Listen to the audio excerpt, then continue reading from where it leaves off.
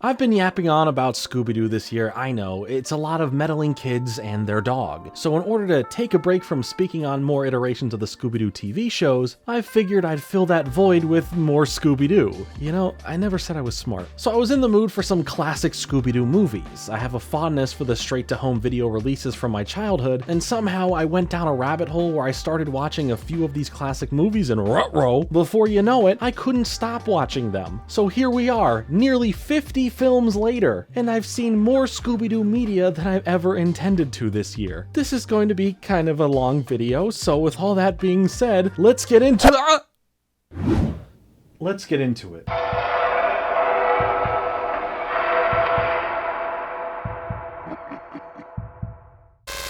How this is going to work structurally is that we are going to go through the films in release order. So before we even get to the massive line of straight-to-home video releases, we have to head back to the 1980s and start looking at the first 4 Scooby-Doo movies in existence. But wait, Jordan, what about the new Scooby-Doo movies? And to that I say, just because they have the label of movies associated with them doesn't make it so. That's a 2-season iteration of a Scooby-Doo show that has a bunch of fun guest stars, but those 24 episodes are not movies. But for the first 4 movies we're speaking about, 3 of them were a part of what's called the Hanna-Barbera Superstar 10, where 10 made-for-TV movies from Hanna-Barbera would be released between 1987 and 1988, and Scooby-Doo, well, he took up 3 of those 10 slots first. And then there's just this other 4th movie that we'll get to. But we're going to start things off with the first movie, which is...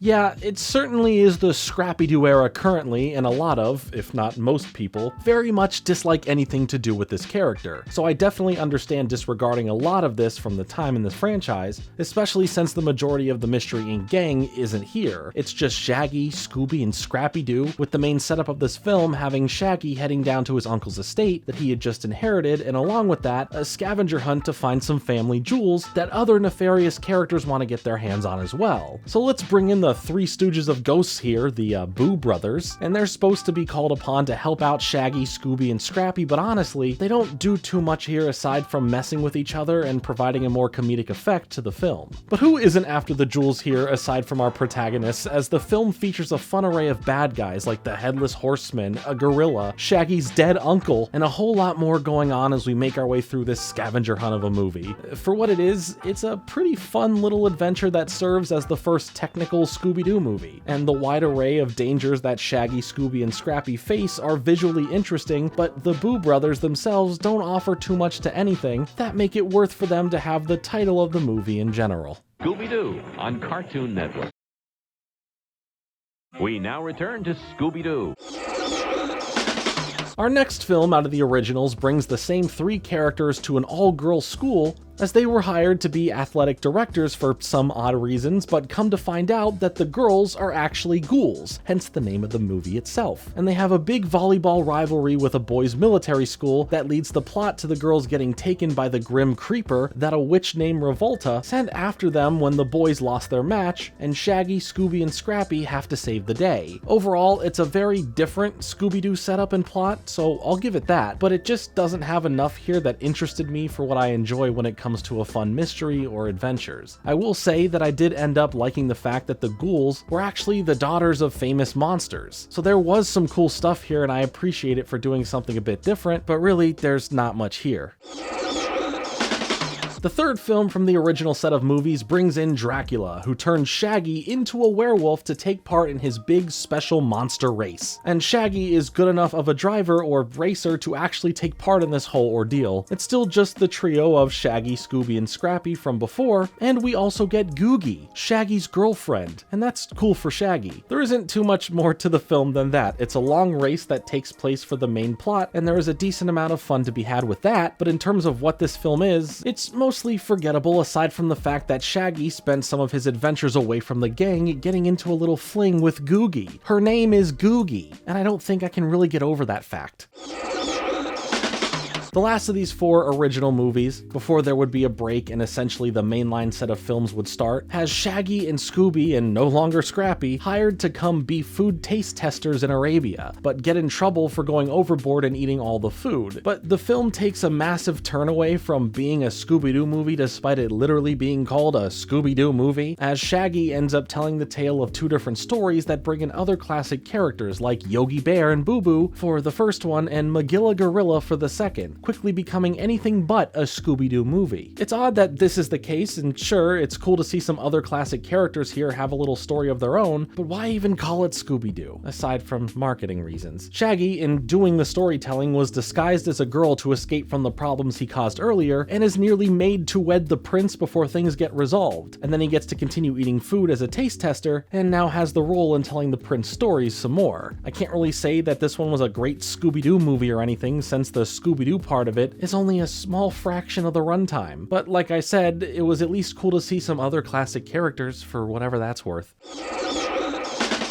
Alright, now we've entered into the direct-to-video era of films where my generation probably remembers a large handful of these the most, with this film having the full gang together, but quickly separating as they are pretty over the whole mystery-solving thing, as the villains always turn out to be some person in a mask. There's actually a lot you can see here where elements are taken from and made into elements of the first live-action movie. Eventually, the group comes together for Daphne's birthday, where they head out to solve mysteries just like the old days, as Daphne now hosts a show in which she seeks out real monsters or ghosts if they're out there. Eventually, through their time together again after running into nothing but easily explainable mysteries, they get a tip about a mysterious island where some weird things have been happening and people have disappeared, so they decide to head out to the island where they find themselves finally getting the experience they've wanted the whole time. Things get real when they capture what they think is just a person in a zombie costume, causing problems, but when Fred tries removing the mask, he ends up just removing the head of the zombie, and it seems, at least for now, that this zombie is actually a zombie, and thus this adventure becomes a whole lot more real than anything that they've faced together in the past. I really like this film. It offers an older look at the characters who have started to grow apart and live their own lives, and for them coming back together to finally get to face the mysteries and real horrors of the world that are out there. I like how the characters are portrayed here and how their friendship works. It's a real solid entry to kick off a new era of Scooby-Doo films.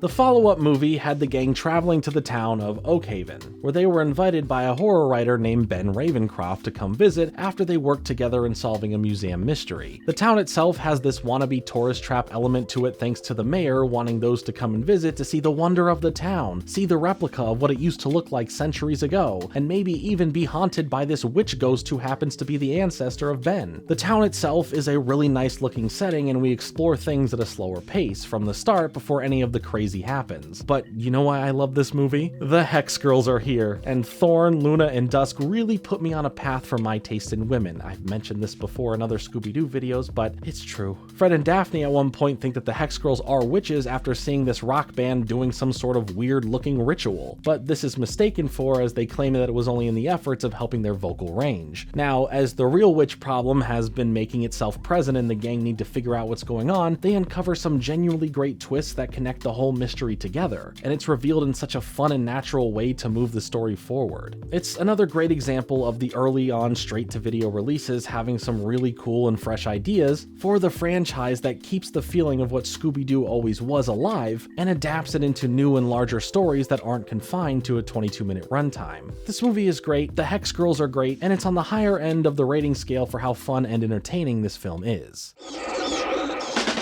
This one is always one of the first ones that pops up in my head when thinking of Scooby-Doo movies, as it's about aliens and they have a very iconic design to them. While making their way through the desert, the group finds themselves in the center of some apparent UFO sightings and alien abductions when they come across a UFO causing them to crash the Mystery Machine and now spend some time in Roswell, New Mexico. And after some time in a small town, Shaggy and Scooby end up getting abducted and experimented on by the aliens. And it sounds like a rough night, but when they wake up in the middle of nowhere, they see love at first sight as we meet a photographer photographer named Crystal and her dog Amber, and the fellas are now madly in love. Now the gang have to solve the mystery of these abductions and who these could be if there's an actual explanation aside from just being aliens. This is another absolute classic. The setting and themes are really cool and some of my favorite to deal with in the form of a mystery to be solved. And what's really special here is the relationship between Shaggy and Scoob with their new lady friends, Crystal and Amber. Probably my favorite romantic subplot in the entirety of the franchise for how genuinely charming it comes off. Also, there are some really cool reveals, and how everything wraps up is handled very nicely as well, making for a solid movie experience and a great example of a Scooby-Doo movie done right.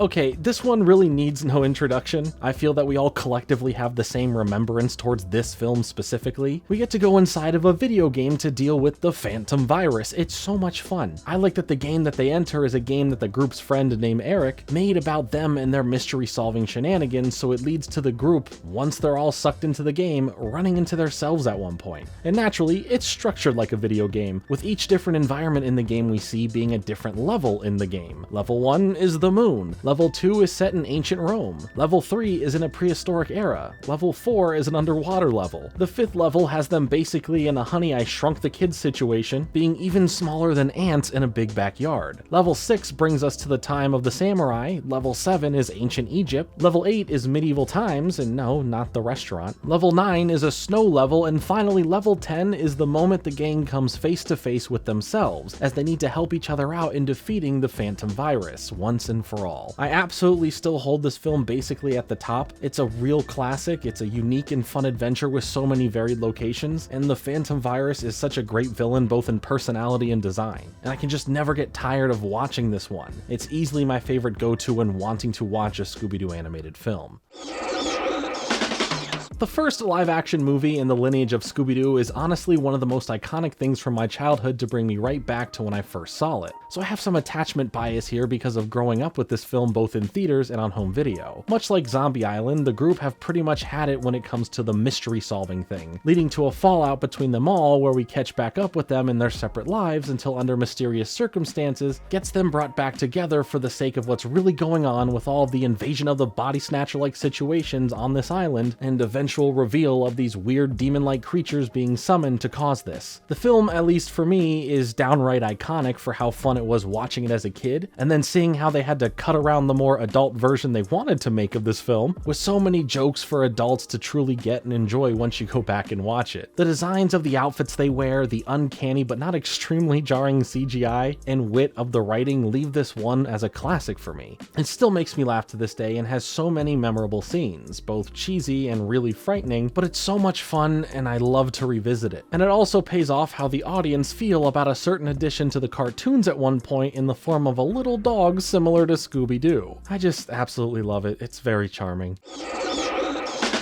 Their next adventure brings them to the Australian outback to the Vampire Rock Music Festival, with the bands competing in a contest there. But it happens at Vampire Rock with the legend of Yowie Yahoo, a vampire who resides in that location. So naturally, there was worry that doing the concert here in the first place would anger the legend of this vampire if he were to be real. But it would still go on anyway, which of course has the vampire awaken as he starts taking players from the bands in this contest as the gang now gets involved. This evil vampire has a more unique design than the standard-looking vampires the series would originally showcase, coming off a lot more scary because of it. The group needs to figure out what's going on, but more importantly, the Hex Girls are back, and I couldn't be happier. The reveal of everything by the end seemed a bit predictable in the grand scheme of things, but that doesn't mean the film is bad for that. It has a lot of redeeming qualities to it, aside from just the Hex Girls, as I like the location it takes place in, and the creature designs are great, so it's still really fun.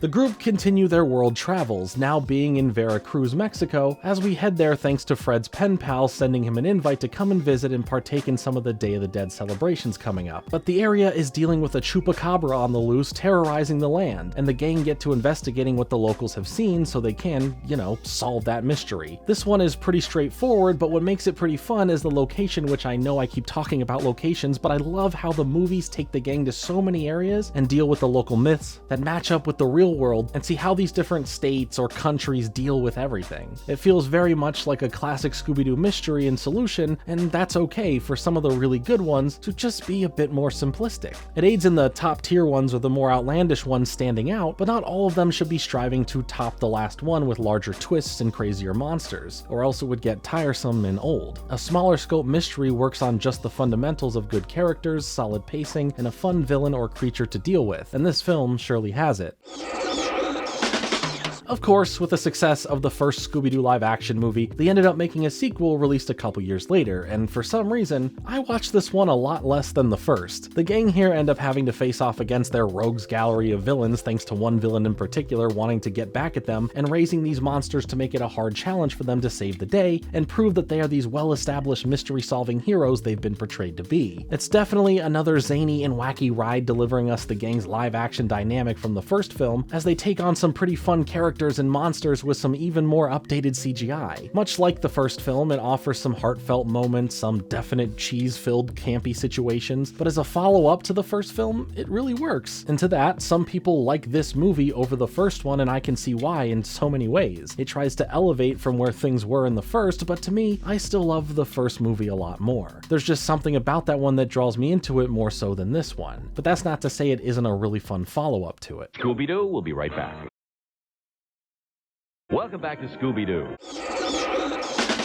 Time for some more traveling as the gang heads to Scotland, as they're there to visit Shannon, Daphne's cousin. But like usual, this trip turns into a mystery quickly once the Loch Ness monster decides to start being a menace and ends up causing problems for the locals. And specifically, these problems are affecting the Highland Games that take place there as a tradition. And if these problems keep happening, and those who don't believe that it was the Loch Ness monster and place blame in other places, the state of actually playing the games is on the line. But why would the Loch Ness monster suddenly be doing stuff like this? Well, it's Scooby-Doo. I'm sure you can figure out where the mystery leads, and that if Nessie were real, why would she cause such issues and make herself known? I like that we get to take time here to see more of Daphne's heritage and find out more about her as a character in general. The Loch Ness monster is a great premise for a monster to deal with, as there is so much mystery around this maybe real, maybe fake creature living in a lake. There's a very nice created aesthetic to how they portray this location that brings in some more of the traditional Scooby-Doo feels, which added a lot to how I feel about the film. It's a fun mystery with a cool premise that is on the better side of these constant releases when looking forward to what is to eventually come from the franchise. Speaking of Daphne, she ends up getting the whole gang an all-expense-paid trip to Hawaii thanks to her fashion endeavors, and you know these meddling kids will never get to enjoy a vacation as every time they try, there always is a mystery to solve to come around and ruin it. What happens here is that the villainous creature of the film attacks a surfing contest to create a panic, and yeah, the monster is menacing, but even more menacing is their reasoning for doing it all, making people not want to be in the area so land can be purchased at a fractional rate of its true value to benefit from. This one isn't the best when looking back for the spookier vibes for the mystery, and here's where I bring up location again, as the location is so bright and vivid, it's lush with plant life, and that's maybe because it's frickin' Hawaii, and these summery-esque vibes and catching some surf in the sun isn't conducive to the feeling of Scooby-Doo. So it's not bad for it feeling that way, it's just different and overall just an alright film.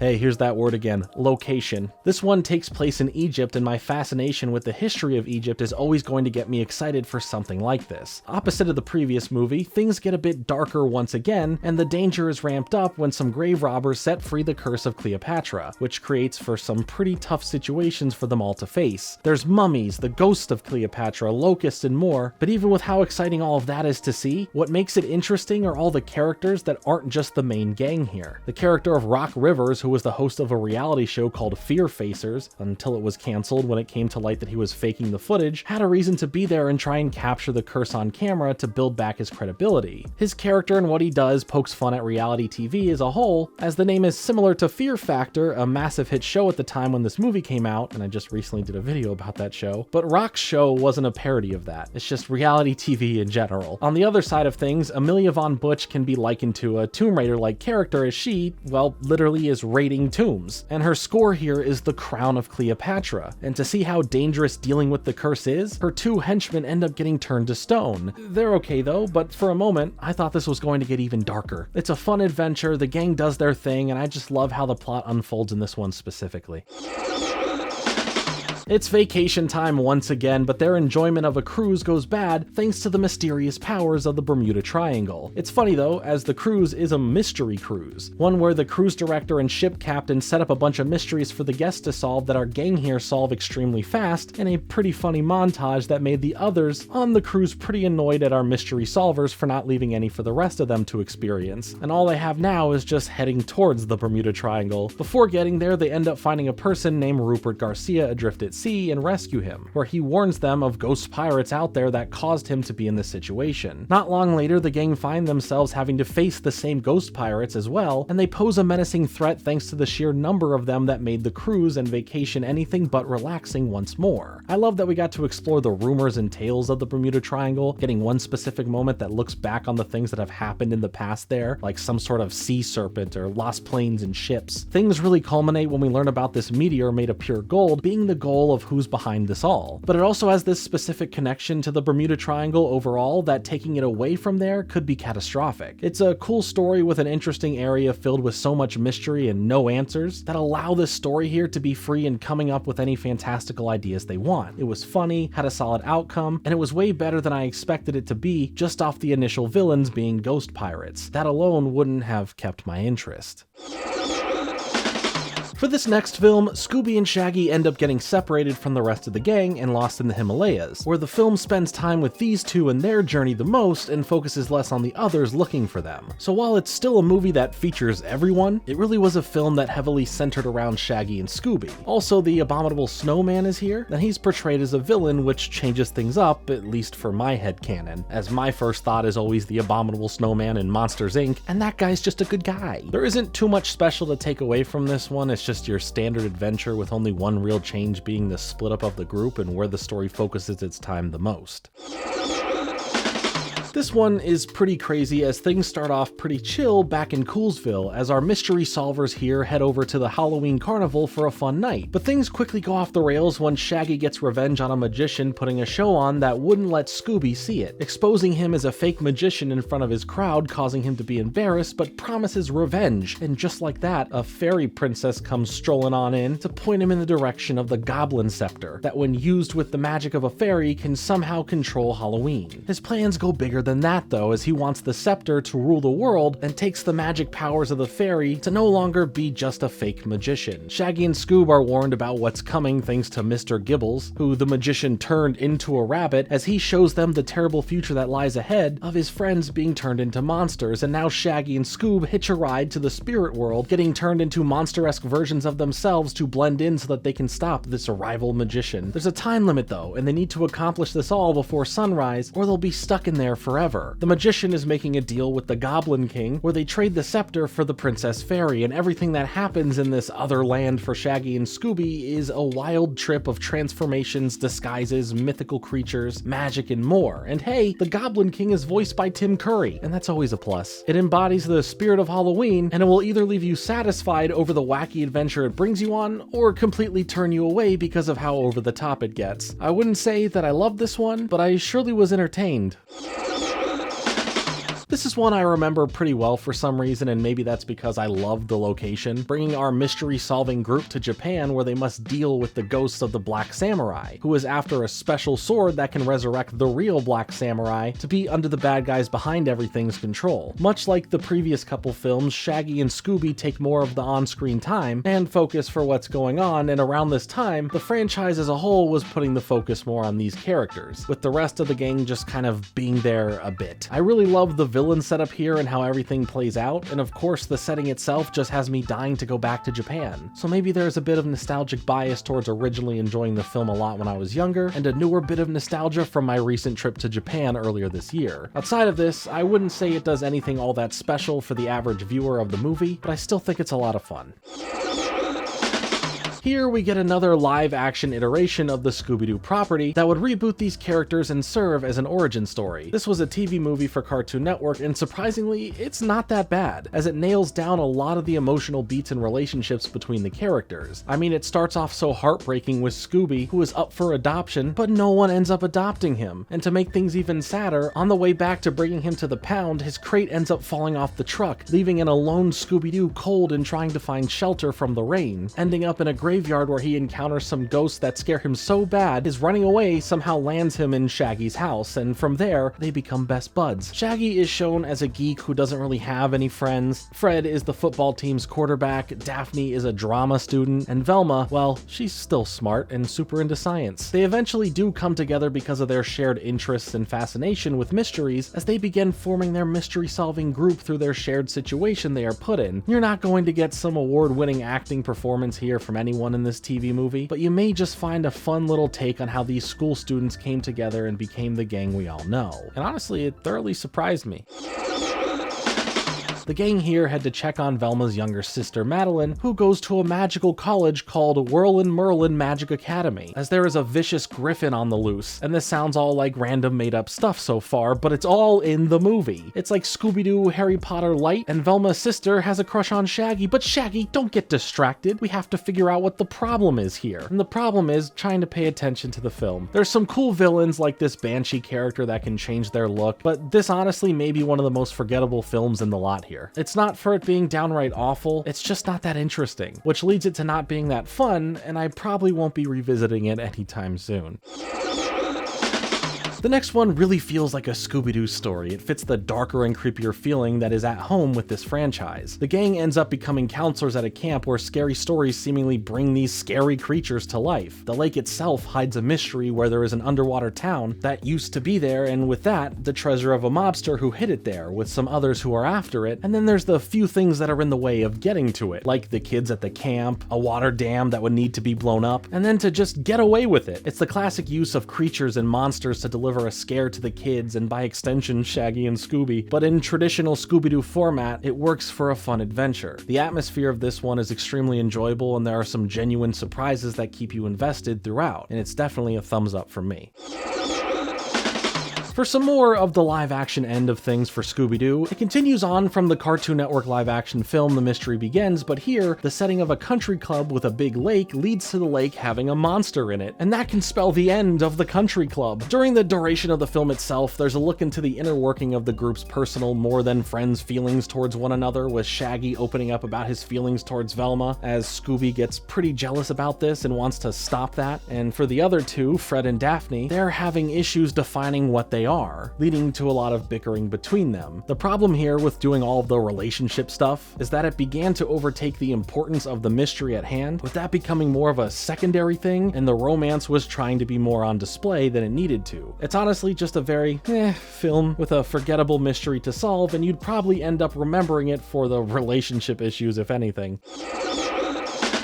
This one is an odd but fun one, as Shaggy is dealing with the terrors from a recent mystery adventure they were all on, so it won't trigger his panic-like state that he was in. This does sound like some bad news, but Shaggy enjoys that he won't have to visit scary locations or deal with all the explainable and unexplainable bad guys and creepy situations they usually come across anymore. But this life is boring, and eventually, thanks to Fred not doing well in science, Daphne brings up her uncle's new resort that she can get them rooms at, so it can help Fred work on an extra credit report by joining in on a dig for some dinosaur bones at a location near the resort, and Shaggy can enjoy the relaxing comfort of the spa there, and of course enjoy all the all-you-can-eat restaurants located there. But yeah, this goes bad when the Phantosaur shows up, yes, a phantom dinosaur, causing the relaxing part of Shaggy to disappear, and he's back to not feeling all that great again. So he gets hypnotized as a form of helping through all these feelings and switches his attitude in a moment to become fearless through the use of the word bad, snapping him in between the states of fear and fearless when it's said. At first, I didn't think I ever saw this one originally, but it all started coming back to me when watching it, and it's honestly a pretty fun movie. I love dinosaurs, so having them involved along with paleontology is a huge plus for my interests. Velma gets a nice side plot involving a romance that is really nice, and all of the characters are kind of having their own things going on that never take precedence over the other to shift the focus of the main plot points at hand. And then it really hit me how I remember this film. It's the one where Shaggy beats up all those bikers and we realize that Shaggy is no joke. I love this film. It's a pretty good time.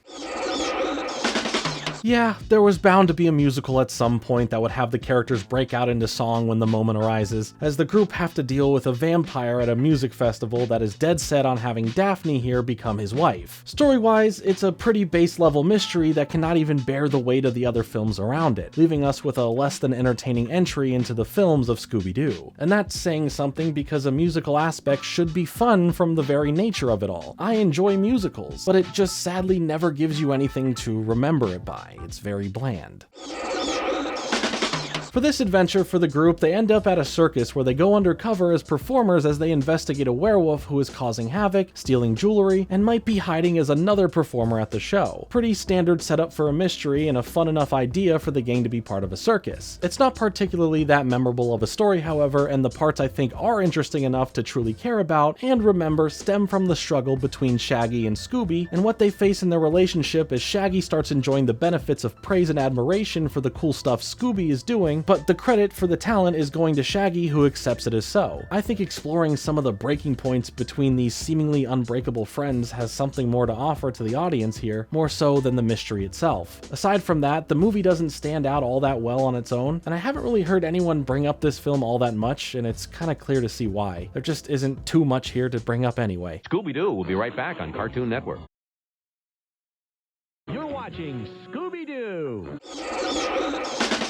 It's time for Comic-Con. Sorry, I mean it's time for the Mega Mondo Pop Comic-Con-a-Palooza. Totally two different things. As this comic convention has Scooby and Shaggy wanting to enter a cosplay contest as their favorite heroes, the Blue Falcon and Dynomutt. And I like how this film plays into the real-life discussions and fan bases of actors playing these larger-than-life comic book superheroes in TV shows or movies, and what those different versions mean to people. Like Shaggy being a fan of the original show for the Blue Falcon, looking forward to meeting the original actor behind it, while Fred is looking forward to the modern-day edgier and dark reboot movie. At one point, the convention is attacked by what seems like the villain of the Blue Falcon, Mr. Hyde, and to be like their heroes, Shaggy and Scoob take the lead to be just like the Blue Falcon and Dynomutt to try and save the convention from Mr. Hyde. Now, the characters of the Blue Falcon and Dynomutt aren't just how they are portrayed here and exist as their own thing outside of the movie's universe of them just being characters in entertainment. Even further, they play a part in a major way down the road, but as the real heroes and not the actors. So this film isn't a crossover, but rather just references to them. It's a really cool setting that explores some relatable themes that specifically point to those in fandoms like this. For what it is, it's a good time.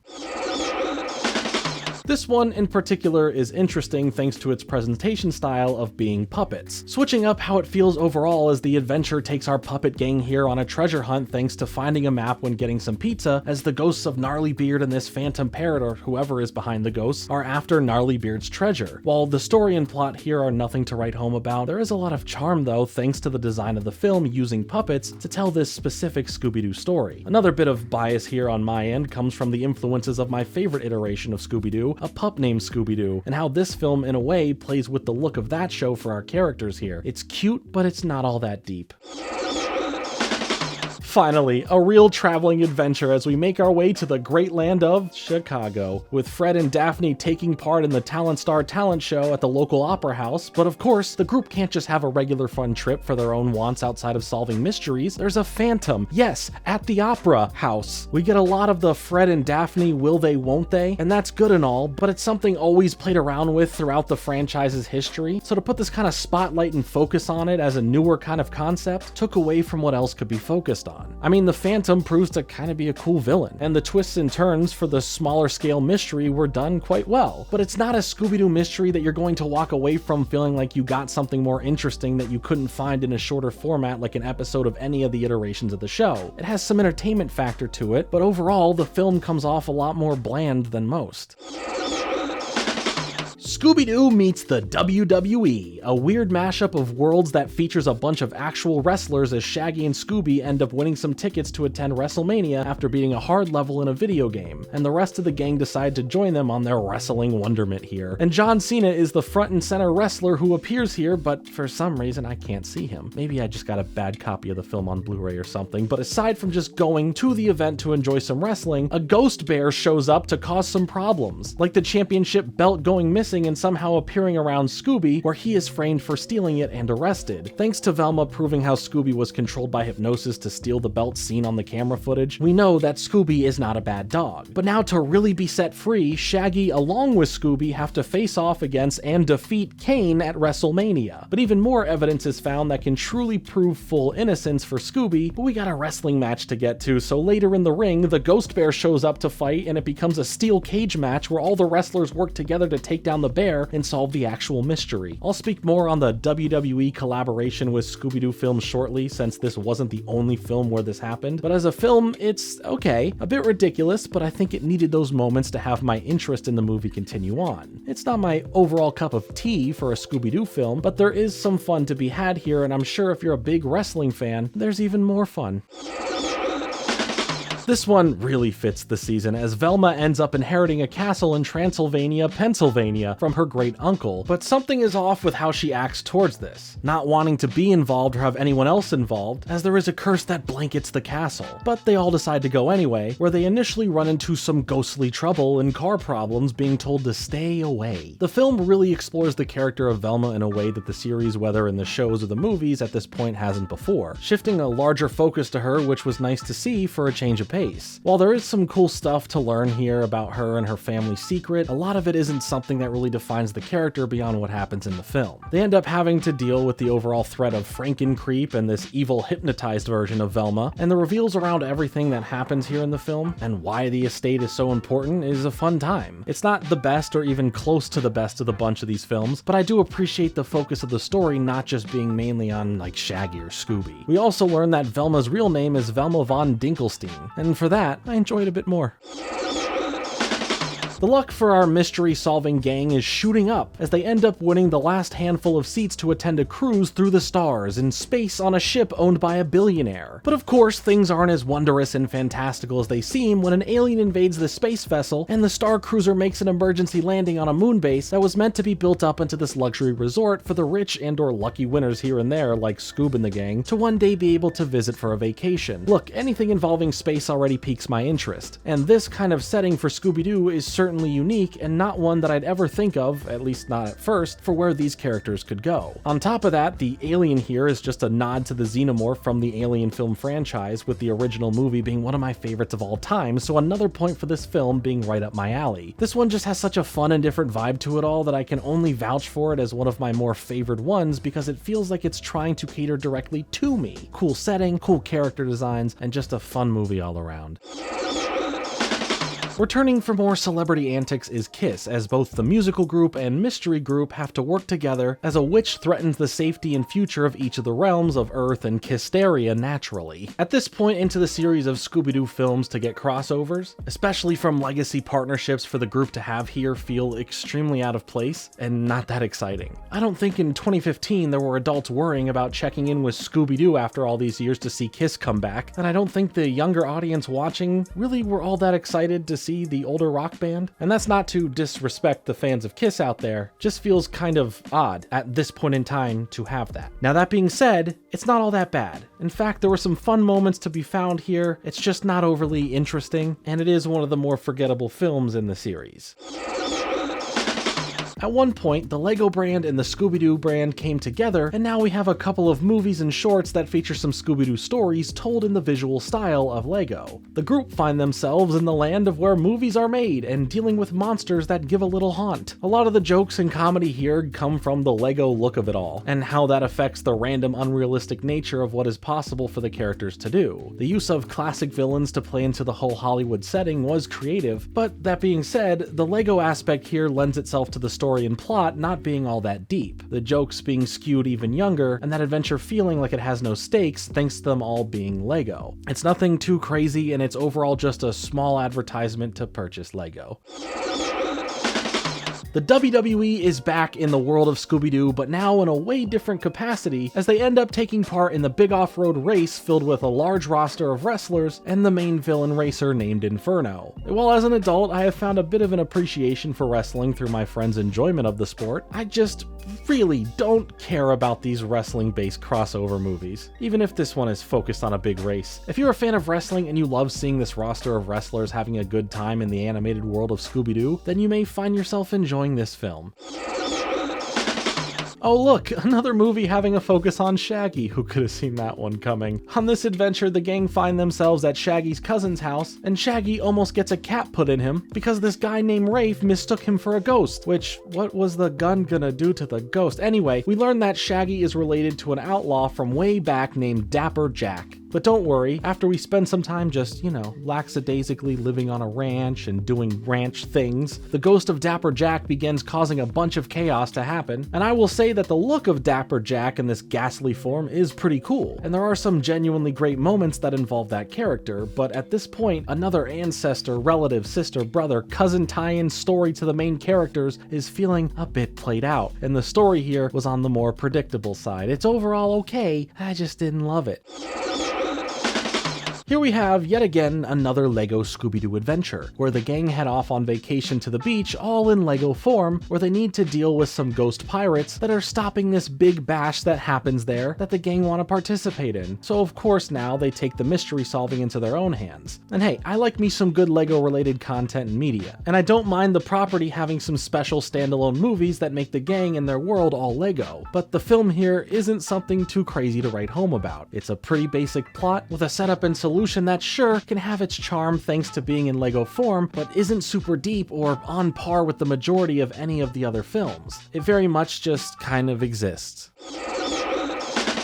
So here's a proper crossover moment as Scooby-Doo meets the world of Batman the Brave and the Bold. An interesting iteration of Batman on its own, and why not put these two franchises together for a special movie event? It starts out pretty funny as Batman kinda shades them when their mystery solving hits an intersection, telling them to leave it to the professionals. But the Mystery Inc. gang end up solving the mystery, where it was nothing more than a test for them to be initiated into the Mystery Analysts of Gotham, which consists of a handful of DC characters and now the Mystery Inc. crew. The real story here is when Batman's one unsolved mystery comes back into play, and the Mystery Inc. gang need to help solve who is behind the villain, the Crimson Cloak, leading to them figuring out who it is and even helping rescue Batman. It's a pretty fun little adventure, and it's cool to see these characters interacting with each other, allowing the Scooby-Doo gang to operate in Batman's world. It's a good time overall, and I would definitely watch a sequel to it.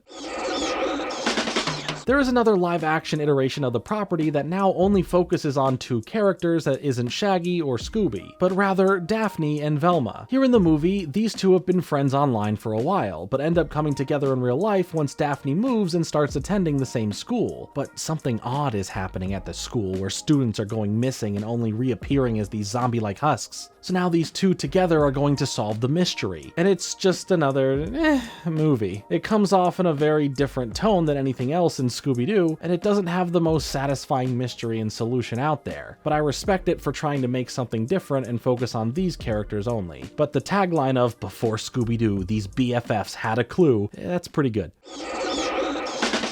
At first I thought about, why did this one make any sense? But with how Shaggy and Scooby love their food, bringing in a celebrity chef like Bobby Flay could be cool, I guess. And for some reason, Bobby Flay is Fred's uncle? Sure, okay, why not? And Giada De Laurentiis is here too, and I probably completely butchered her name. But the mystery to solve here is through the ghost villain known as the Red Ghost. He looks cool, the name's kinda lame, and the film just made me hungry. That's honestly my only takeaway here. And it falls into the same category of, it's alright. It didn't stand out in any way that makes it truly special, nor was it an awful watch through. It's in the forgettable factor side of things, where you remember it by going, oh yeah, Bobby Flay was in Scooby-Doo that one time. Huh, weird. I think this is the one where there's a bad guy in a mask.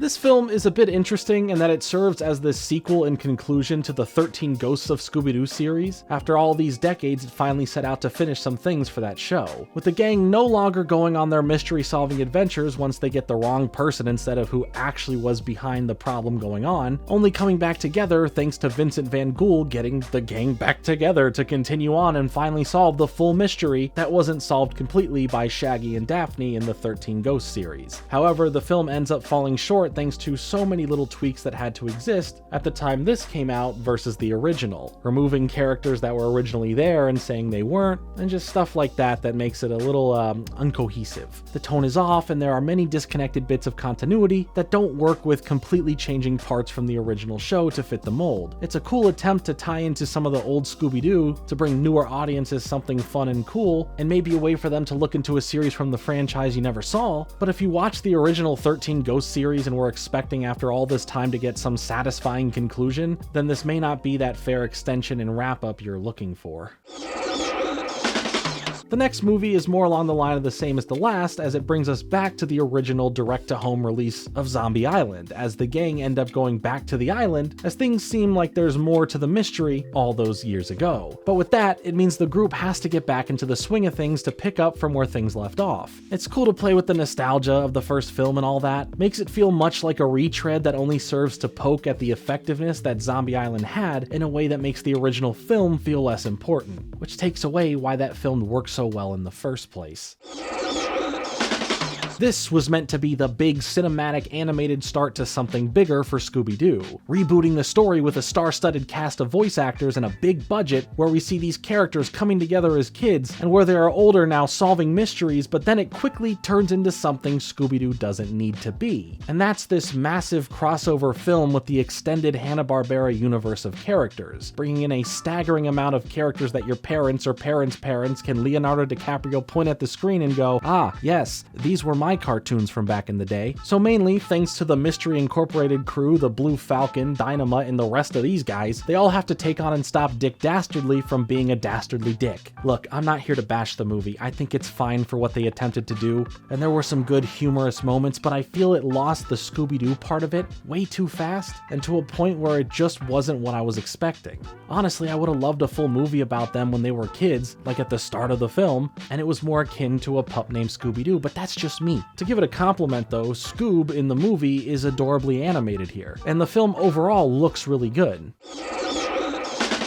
Here's another Halloween special, and for the sheer audacity of who is in this movie, I just have to love it. The Mystery Incorporated gang end up stopping the Scarecrow's evil doings. Yes, that Scarecrow from DC, Batman's villain, Scarecrow. It's random, but Scarecrow is my favorite villain from Batman, so why not? I'll allow it. But as Halloween goes on, jack-o'-lanterns start causing some problems for the town, so the gang need to work with Elvira, the Mistress of the Dark. Yes, another random character added to this universe for whatever reason, and even another even more random add-on to help out, Bill Nye. Yes, the science guy. Why? Who cares? Bill Nye is here, and this ultimate crew will get to the bottom of these terrorizing pumpkins with faces. I like this one a lot. It has my favorite holiday, my favorite Batman villain, and the guy who saved me from being bored in school, Bill Nye. So what's not to love? Time for a bit of time travel as the gang gets sent back in time to take place in the classic story of Camelot, Merlin, King Arthur, and of course, the sword Excalibur. Now, the story and tales we know get twisted thanks to Shaggy, of all people, pulling Excalibur from the stone through the power of his apparent ancestry, dating back to this time as another character that played a role in facing the villainous Morgan Le Fay, trying to steal the throne from King Arthur. And she becomes a dragon, and maybe things may not be how they seemed in the first place, and the reveal is pretty fun in discovering why this was all happening. And beyond that, what the heck's the deal with the character of Merlin in this film? I think they may be the most interesting one here, but overall, it's a more solid modern Scooby-Doo movie that takes a classic tale and has some unexpected fun with it.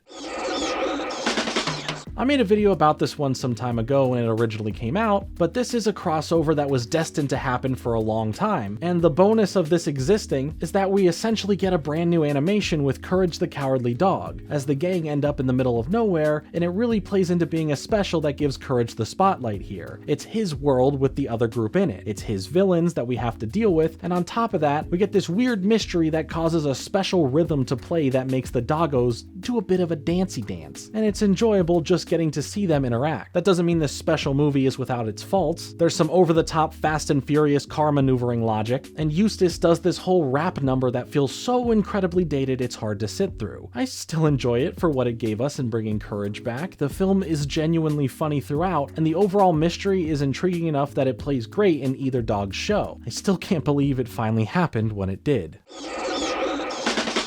How about another Halloween movie special? 'Tis the season, and it's a glorious one, isn't it? This movie leads the gang to find out the person behind designing the costumes or outfits for the bad guys. So Shaggy and Scooby go undercover to meet Coco Diablo, as they look like two bad guys looking to get a suit made for them, but the deal they were offered was to kill the Mystery Incorporated gang and they'll get their outfits made by her. But uh-oh, that wasn't good to say, as this landed her in jail and the day is saved. Not long into the runtime, so now what? A year of boredom passes as most of the gang are down in the dumps over how easy it is for them to solve most mysteries. Nothing is challenging them anymore, and they couldn't feel more opposite of Shaggy and Scooby if they tried, as there is no constant danger or spooky encounters, so they're enjoying just kind of relaxing without worry for once. That is until they need the help of Coco to solve a mystery where some other costumes are being made now, and her knowledge can help them figure out who's behind it, or if she's still doing something nefarious. This is one that isn't too bad. It's not the best Halloween-themed offering from the franchise, but it fits the vibe quite well. Towards the end, things wrap up and get revealed in a more messy way, but I can't say I didn't mind a burst of random after all these movies. I'd say check it out for yourself this holiday season if you haven't seen it yet.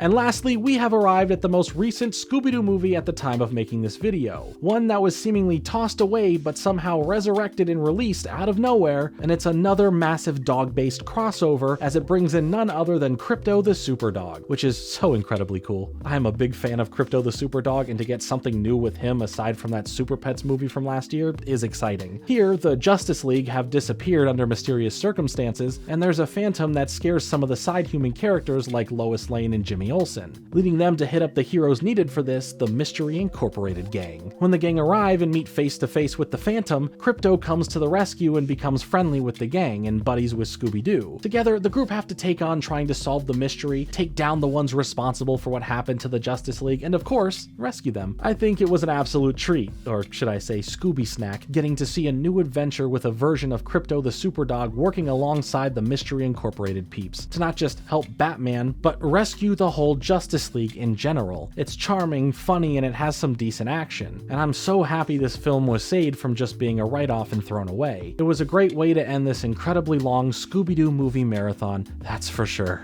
And that's all of them. That is every Scooby-Doo movie, not including specials or anything that isn't considered a full movie. And as much as I love Scooby-Doo, I am really Scooby-Dooed out at this point. I've seen way too much of these meddling kids and their dog for a while, so no more Scooby-Doo videos for quite some time if that's okay with you. But feel free to tell me your favorite Scooby-Doo movies in the comments below. Happy Halloween.